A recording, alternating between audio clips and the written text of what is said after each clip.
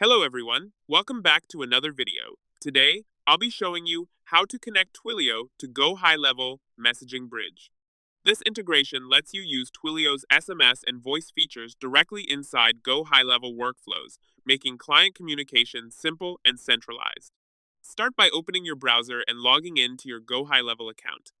If you manage multiple agencies or sub-accounts, make sure you're logged in as the Agency Manager account. Use the account switcher at the top of the screen to select your main agency account, since Twilio must be connected at the agency level.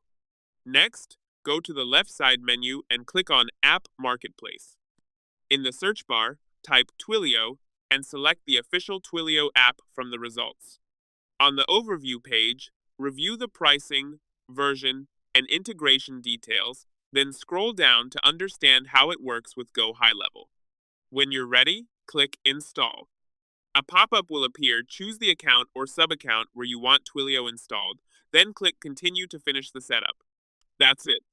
Twilio is now successfully connected to GoHighLevel, and you can start using automated SMS and voice communication within your workflows.